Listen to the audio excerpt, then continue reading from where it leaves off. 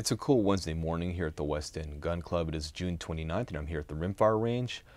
Came out on this weekday to do a run-through / walkthrough of the NRL22 July 2022 Course of Fire. We just had our June 2022 match last Sunday, and now that the month is over, they've already released the Course of Fire for July. I always like to do the staging and prep for next month's match.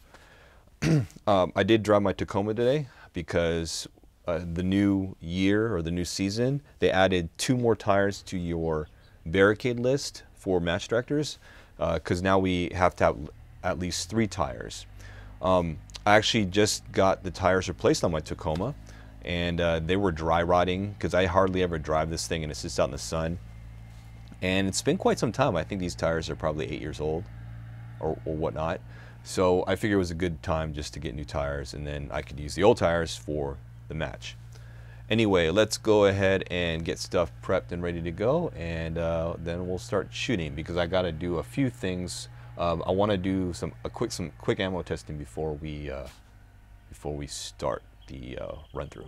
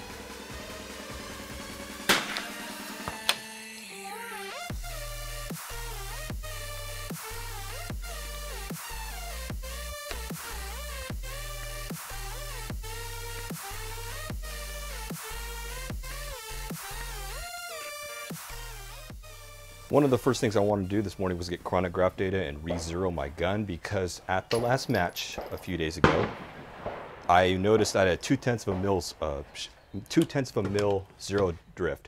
So my shots were hitting 0.2 of a mil higher than my normal zero. It's because it heated up, right? Most of my zeros are done. My original zero was done in like the winter time, roughly, or cooler weather, fall, winter. So my velocities are roughly 1085 or below. So I think during Sunday's morning match, during the Sunday's match in the morning, it was about 70, 80 degrees, maybe 75, 80 degrees. And right now it's about 74 in the shade, and it's pretty humid too. And I have the same zero drift. So I chronographed it with the lab radar about 1095 to 1100 feet per second, at least with this new ammo. I didn't chrono my old ammo, but that should shoot about roughly the same.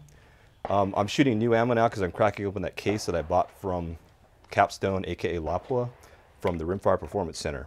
And sorry, there's so many bugs out here.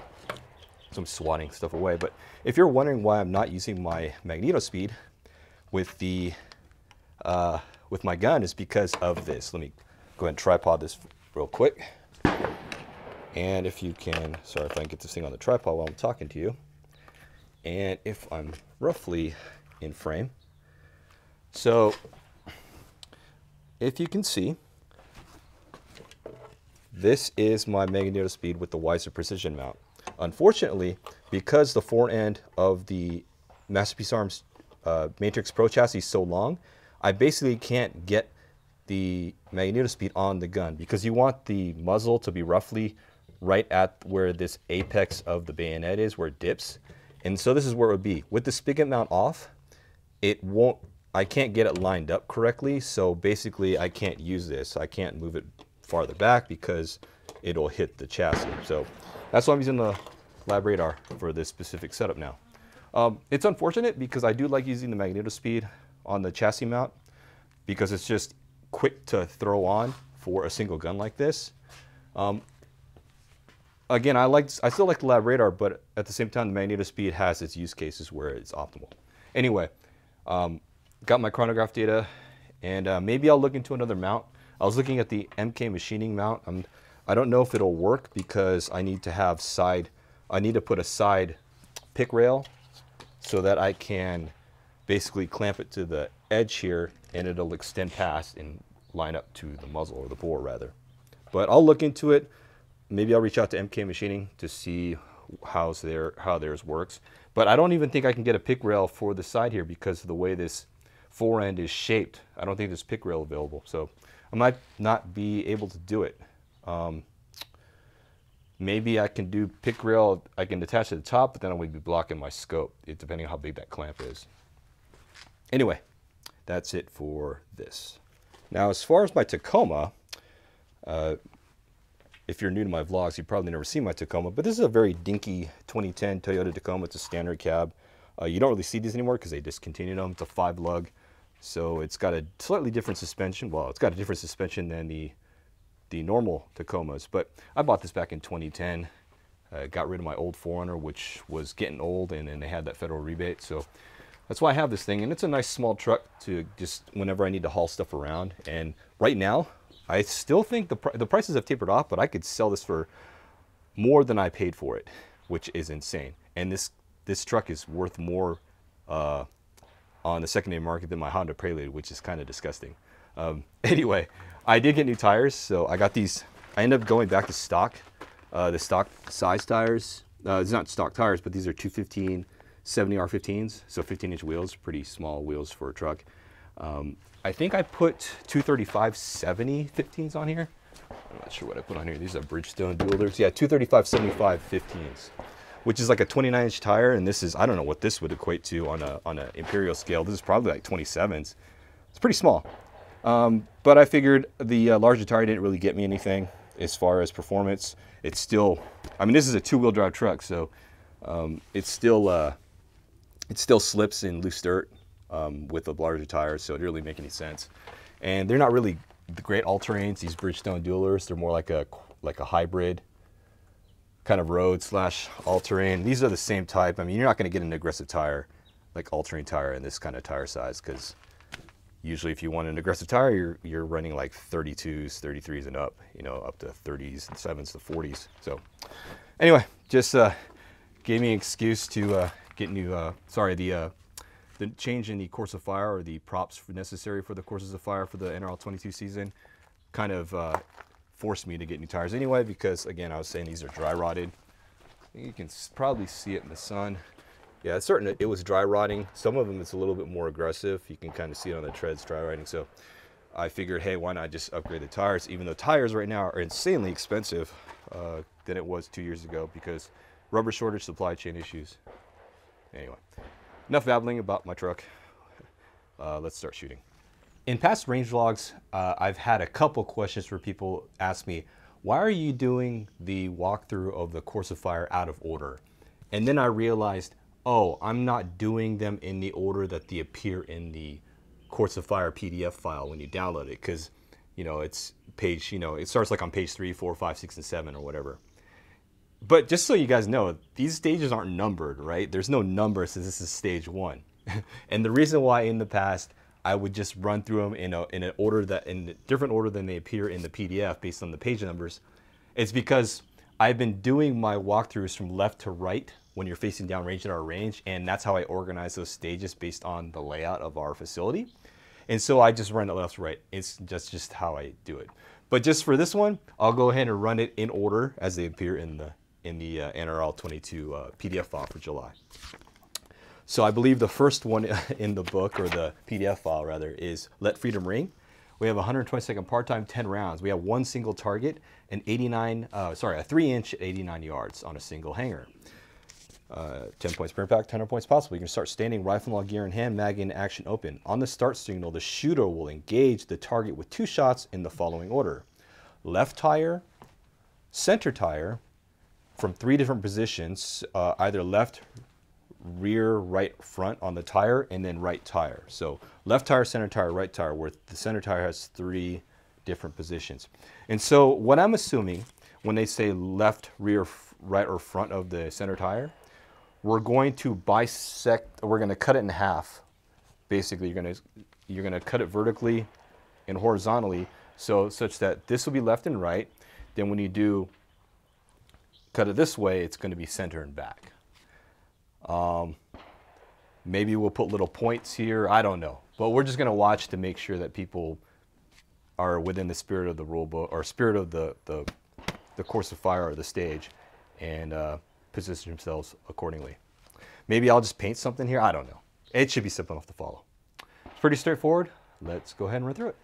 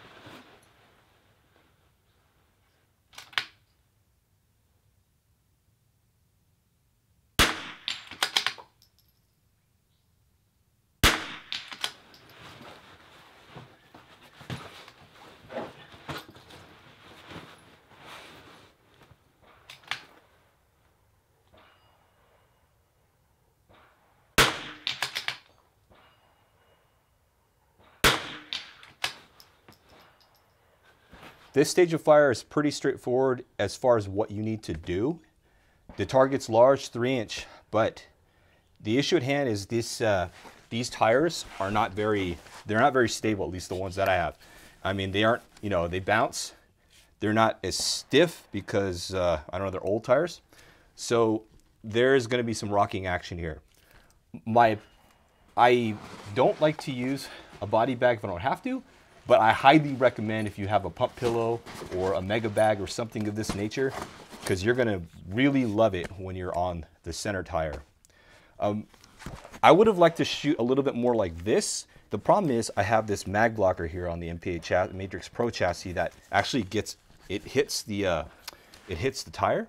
So what I'm gonna try to do is sort of get my bag here and then hit the mag blocker right there, and I'll still be on the side of the tire. I think I was a little bit more here.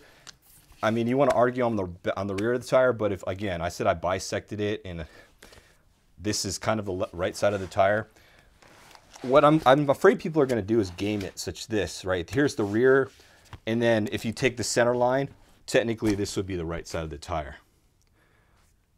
We might let that fly. I don't know. But I would prefer you be a little bit more on the edge here. So that's what I would like to see. But maybe I'll put some tape here to identify what is going to be the left and right side of the tire, of the center of the tire. I don't anticipate people will be shooting on the front of the tire because that's just too far forward and you're not going to be able to get an angle, especially at a 5 degree, because it's 5 degrees for that target on this range, incline. So pretty sure everyone's going to use the rear of the center tire for this stage. Again, I highly recommend some sort of body support pillow because this will be tall enough to get you that support for your stock, on your butt stock here. Other than that, it's pretty easy. I think I finished with 88 point something seconds elapsed, so I had plenty of time. I anticipate most people can clean this. It's not very difficult. Again, 3-inch target. If we're like a 2-inch target, that would probably ramp up the difficulty there. But you can be a little sloppy here. I don't recommend being sloppy, but you can make a couple mistakes and still clean this. Anyway, let's go and move on to the next stage. The next stage we're running through is called Boston Tea Party, 120-second part time, 10 rounds. We have 4 targets on 2 double hangers at 100 yards. We have a 1.5-inch, a 2-inch, a 2.5-inch, and a 3-inch. Now here is the catch. It's 100 points possible, but the 1.5 inch is worth 10 points. The 2 inches is worth 8. 2.5 is worth 5, and the 3 inch is worth 3 points only. You're going to start standing, rifle and all gear in hand, mag and action open. On the start signal, the shooter will move to a prone supported position and select which target he or she will engage. If the shooter decides to change targets, then they will need to announce it to the RO prior to engaging the target. Pretty straightforward. It's basically kind of like a modified know your limits. Basically tell them, hey, I'm going to engage this target, then hope for the best. And obviously you can switch, but you need to announce it beforehand. So most likely people are just going to try to make the best of it and probably go for the 1.5 inch. That's what I'm going to do right now. Anyway, pretty straightforward stage. Let's go ahead and try it out.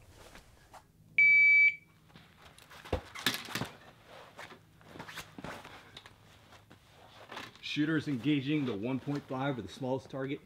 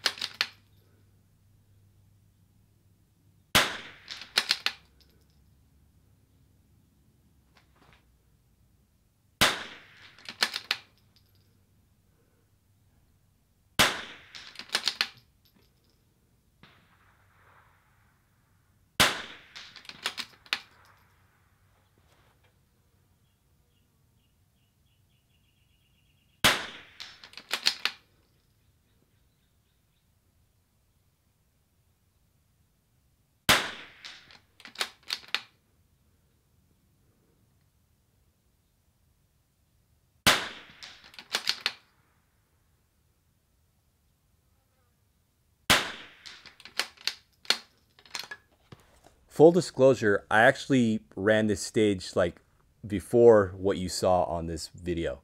I let the timer go off, got in a position, took a shot, and realized, hey, I didn't call out my target. So that's kind of a mistake.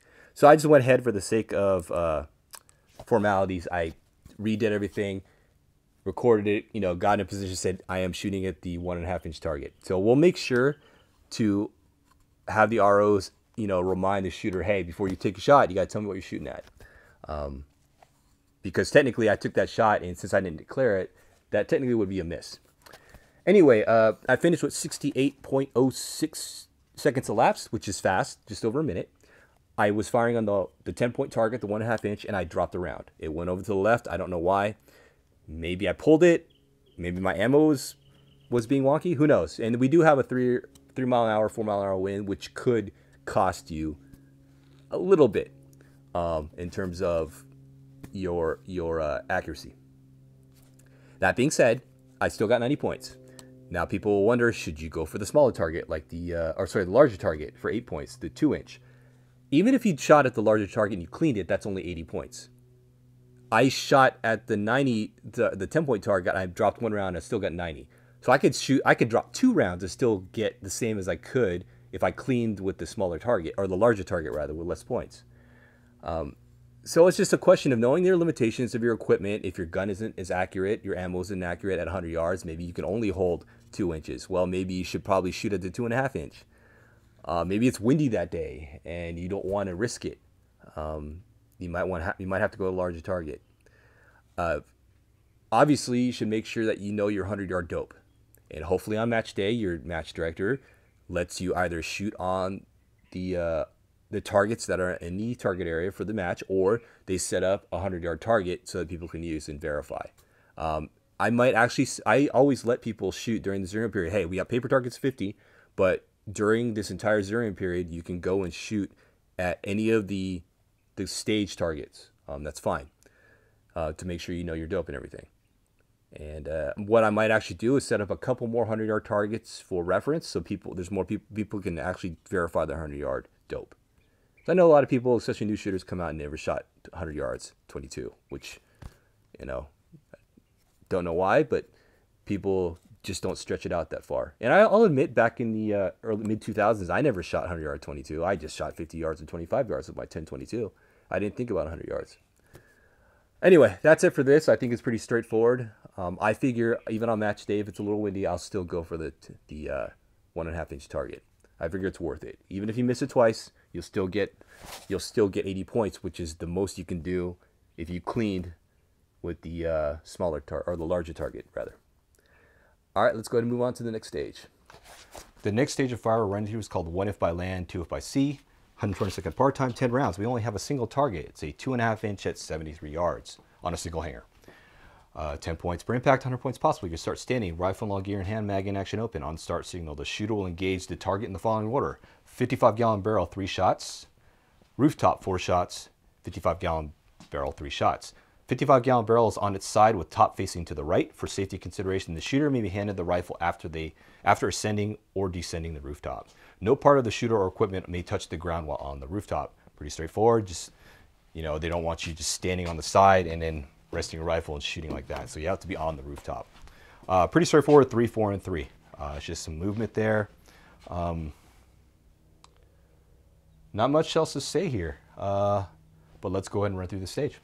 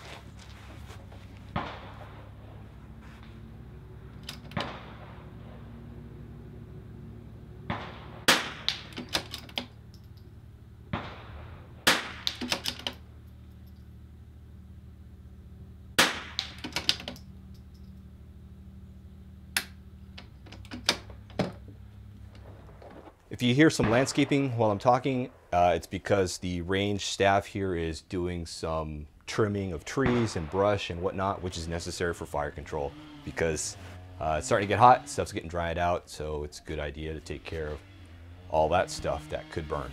Anyway, this stage is actually easier than I thought it would be because the barrel tends to be a problem for many people because it does roll, right? It's on its side. We do have these poles here, which are in front of the fire line. They're in the ground. I think there's cement, in the ground. They're for the rimfire silhouette shooters because I think they put the little tables here to hold their ammo and stuff. Unfortunately, it does block the way.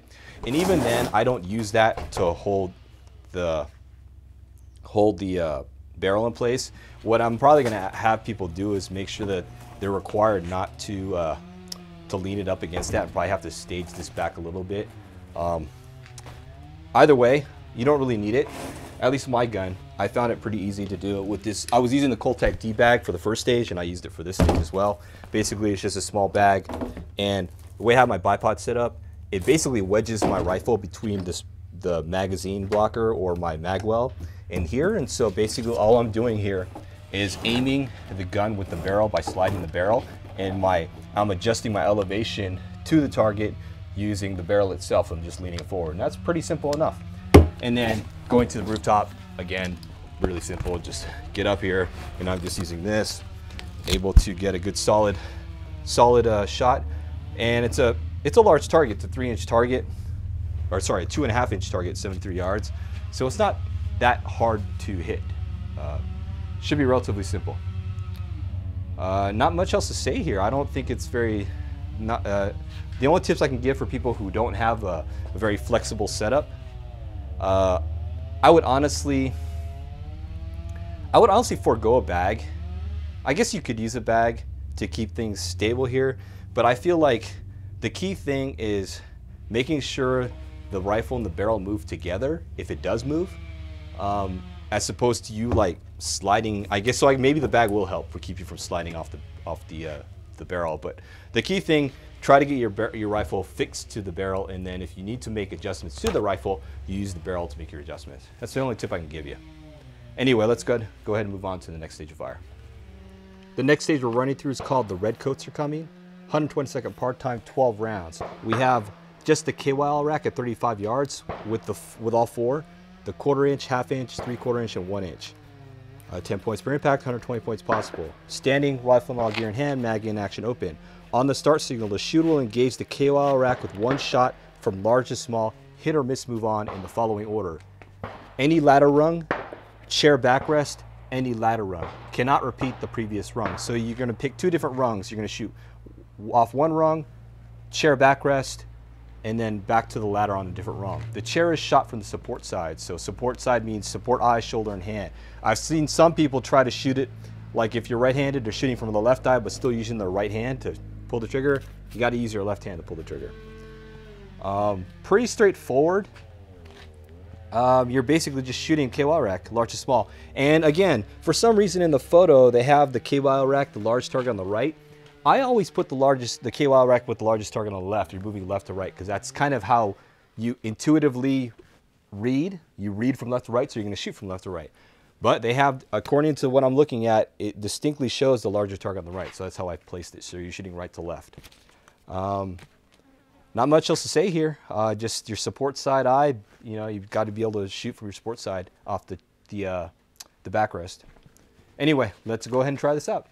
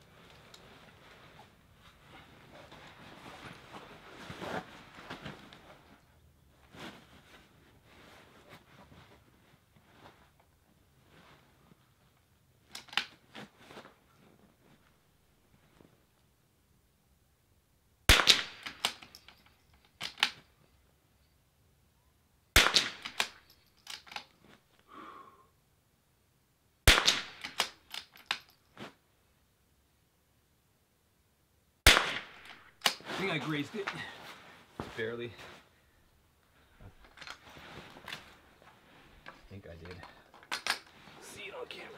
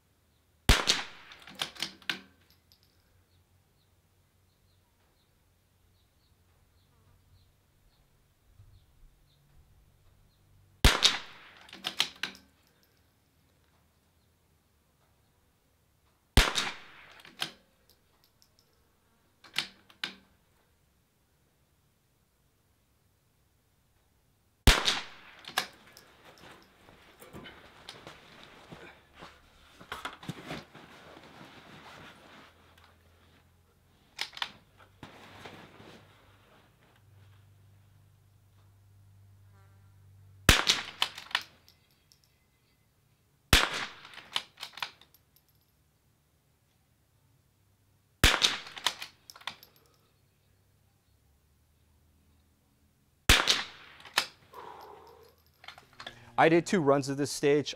The first run I missed, I think 3 rounds. I dropped 3 or 2. Worst case 3, best case 2. And I shot off rung 2, then chair, then rung 3. Second run, I went from rung 1 backrest to rung 2.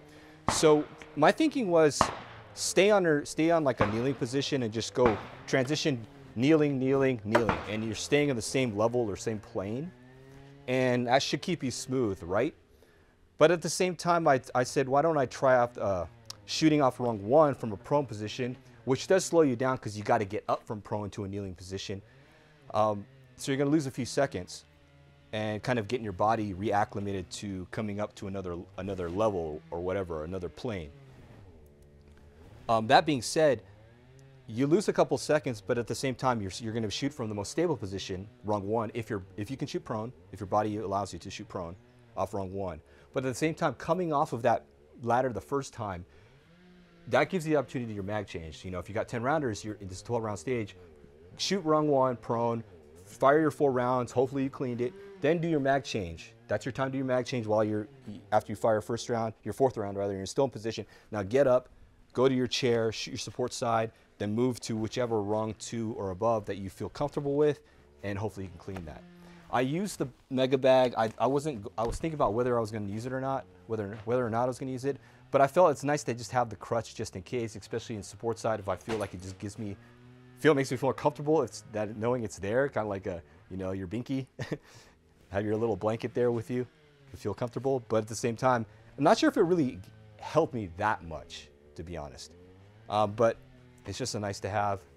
I really should practice without, shooting without it. But at the same time, if it can save you a miss and turn a miss into a hit, why not have it? Anyway, practice this. Decide how you want to shoot this stage in terms of which rungs you're going to go to and how you're going to transition and when you're going to do your mag changes. Stuff to think about, because once you get on the clock, everybody ends up blanking out. Oh, they fire, and then firing, getting up, moving, firing, and then moving, firing, and then they click on an empty chamber and oh, forgot to do a mag change. I've done that. So just remember, you got to remember the cadences. Think, once you're on the stage, fire. Once you come up to the stage and say, do you understand the course of fire? Do you really understand the course of fire? Don't just say yes, right? Make sure, hey, I need to shoot those targets from this position, move to this position and shoot this way, and those targets, etc. I got 12 rounds, I got 12 shots, I need to do a mag change. You got to think about these things once you're on the line and they ask you, do you understand the course of fire? Because everyone says yes, and then in the middle of the stage, which target do I shoot? I've done it too. So I know when you're on the clock, your mind is racing. So you got to remember, just plan out everything, and hopefully you can stick to your plan. Let's go and move on to the final stage. Last stage we're running through is called Battle at Bunker Hill, 120-second part time, 10 rounds. We have 5 targets in total at 5 different distances. We have a 1.5 inch at 49 yards. We have a 2 inch at 62 yards, 2.5 inch at 73 yards, a 3 inch at 85, and a 5 inch at 100. 10 points per impact, 100 points possible. Plus you get bonus points. So this is the bonus stage if you finish with extra time on the clock. 1/10 of a bonus point per second remaining. You're going to start standing, rifle and gear in hand, mag in action, open. On the start signal, the shooter will engage the targets from far to near. 1 shot each, hit or miss to move on from any tank trap tip.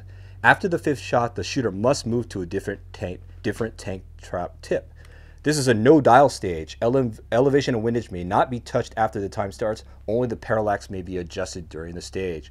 The tank trap tip is defined as the furthest point on the tank trap above the center. I think some people might have been gaming it and shooting here or here, but always on top of here, this corner here. Anyway, basically far to near both times. Seems pretty simple. It's just a no dial stage, which it's not a big deal. I often prefer not to dial, and sometimes, depending on the stage, I may not even touch my parallax knob, but we can adjust parallax. Anyway, just pick where you want to be at. Since it's a 49-yard target, I will be at my 50-yard zero, and then use my hold levers from there. Let's go and try this out.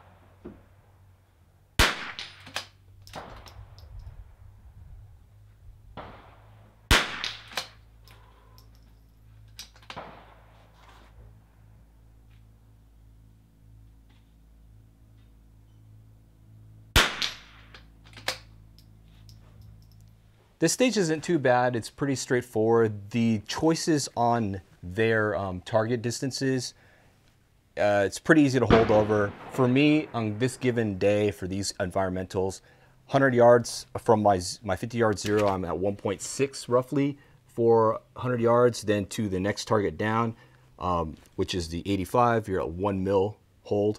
Then at 73.6 hold, so roughly 0.5 if you want to within that. And then after that's 0.3 and then 0, obviously 0, then transitioning. I finished with 92.89 on the clock, I think. If I can read that correctly. Sorry, my rifle's in the way. 92.99. 92.89, sorry, 92.89 on the clock. So I could have finished a little faster, but on the second go round from far to near, I did want to, I was kind of babying my shots a little bit, making sure I was making good hits because, or you know, good shots. Because obviously finish with bonus points is worthless if you miss. It doesn't matter if you get bonus points because no amount of bonus points is going to get you 10 points. Well, theoretically you could, but you're not going to shoot that fast just to get 10 points extra in case you miss. So make your hits. Don't worry too much about bonus points because clean is better than dropping one round with extra points, right? With bonus points. You'd rather clean it with 19.9 seconds left, you know, elapsed with only 1/10 of a second left. You'd rather have that in a clean instead of one miss with, you know, in 90 seconds. This doesn't make any sense to miss. Anyway, that being said, pretty easy to hold over. It's a good, I like this stage because it forces people to use holdovers, and I don't like to dial elevation if I don't have to in the multiple target stages. Even parallax I won't really adjust if I don't need to. Here I took the time to adjust parallax. It makes sense just to go and do that, especially when you're going from 50 to 100 yards. Go and adjust parallax. It's not that big of a deal. You don't lose much time. But I do like this type of stage because it forces people to use holdovers. That's why you have these milling reticles with, you know, the Christmas tree, or even if you don't have a Christmas tree, as long as you have mill hashes on your reticle, then you can use that for your holdover. You got to try to learn how to use them. But yeah, this is a good stage. I like this one, but it's cleanable. It is definitely cleanable. But that's it for the run through.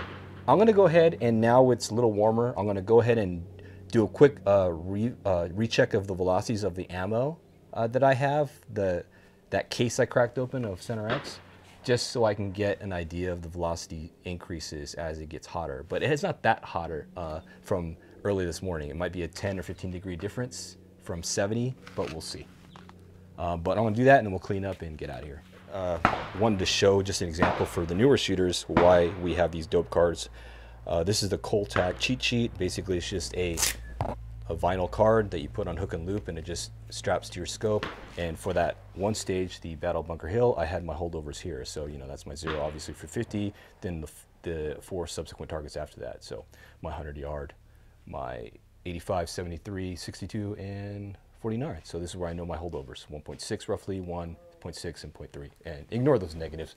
Those are leftovers from what was written on there before. Actually, this vinyl's cracked, but I have like multiple vinyl cards, but I just end up using the same one over and over again. You can just rub it off with your hand and you use these black China markers. The Connex container is all sealed up, about to roll out of here. It is warm. It's about 85 degrees right now, almost 90 degrees in the shade.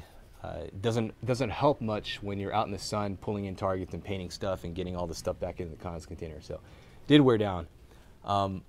As far as the Course of Fire, July 2022 NRL22 Course of Fire, I would rank it easy moderate. Borderline moderate because of the support size stage. But there's no unsupported stages on this Course of Fire, so I think for beginners, there's good opportunity to clean some stages here. As long as you're focused, fundamentals, just be prepared and you should be fine. This match is designed, I mean, NRL22 is supposed to be for beginners, so I'm glad that they're keeping some stages relatively simple for people to jump into. And I would like, you know, just at least one semi-challenging stage would be good. Like, challenging stage, just to throw people, you know, get people acclimated to getting to the next level. That's just my opinion on how they should do NRL22 matches. And just because people are serious about it, people like me running $8,000 rifles, just because people take this match seriously doesn't mean we should increase the difficulty, to be honest. I mean, at a certain point where, you know, half the match, half the competitors are shooting cleans, then I think we should be concerned, right? We need to start worrying about something. But until then, maintain the status quo. You don't need an expensive gun. You can run stock rifles, T1Xs, CC 457s, 1022s. Should be just fine. And you should be able to do well in these matches. And you can probably still beat me. I make mistakes, and just as long as you're ready to go and you can take advantage of when I make a mistake, you can beat people like me, even though we're running expensive gear. I mean, the gear doesn't make the shooter. So I'm gonna go, I did have some flyers at the end of the day when I was just velocity testing the Lapua ammo that I got, that I cracked open from the new case, or that case that I bought from Lapua Performance Rimfire Center, or Rimfire Performance Center. That's good. It's a good lot of ammo that tested fine on my gun. Got some flyers. Don't know if it was me, if it was just the wind or whatever, but I'm not too concerned about it. I'm not going to sweat it, but I am going to clean my gun when I get home. It's been a while, so I definitely should make sure there's no carburetor ring buildup, and we should be fine. I'm not going to sweat it. But I am also going to see if I can watch Top Gun Maverick. I haven't seen it yet, to be honest, and I was a huge Top Gun fan back in the 80s. 86, 87, my best friend in elementary school, we watched that movie so many times together. Like, we love that film. Incredible movie. It kind of holds up. I mean, there's a lot of, you know, undertones in that movie that you can just laugh about, but it's still a great film. Classic 80s film. But I've been holding off watching Maverick because I don't want to sit next to people. No offense. Movie theaters are packed, and I just don't want to sit next to somebody I don't know. Like, I don't know what your hygiene, your medical safety protocols that you use. COVID still can be an issue right now. I know people have gotten it recently, vaccinated and unvaccinated, but I still would like to maintain at least some semblance of common sense when it comes to medical hygiene in crowds. So that's why I've been holding off. So maybe on a Wednesday, 4 weeks after the movie's been shown or debuted, I can probably go see it without people around me in the theater. And I think the last movie I ever saw since COVID started, like ever since COVID started, the only movie I've ever seen in theater has been the last Bond film. And that was in 2021, I think. Kind of in the height of COVID, to be honest, because there was like that second spike. And I went there on opening night. There were only 3 people in there, me and a couple. And this couple was sitting middle center. I was sitting in the back left. And this is reserved seating too. So right before the movie started, I was checking. I was like, wow, there's nobody here to see this movie on opening night. But nowadays, right, it's people are just so relaxed about it, and they're just going back and returning to large gatherings and whatnot. And frankly, I'm still concerned, right? You got to maintain some safety. As far as I know, I've never gotten COVID. And I've tested myself on occasion, frequently, especially after I've been in contact with somebody I know who's gotten it. And I do the at-home test twice, right? I'll do the at-home test like one day and the next day after or whatever, you know, after a few days after exposure to somebody who's gotten it. And I've always been testing clean, so I'm pretty sure I've never gotten it, but I would like to maintain that ability to dodge it or whatnot. But that's me, right?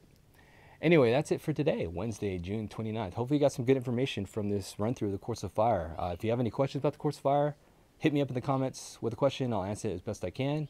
And if you would like, come out to our next match at the Western Gun Club in July. We will be giving out another Oryx 50% off price cert. So 50% off an Oryx chassis price cert. Oryx gave them to me, 2 of them. I gave one out the last match, and I'll give out another one at the next match, and it's a random drawing. You don't have to win the match.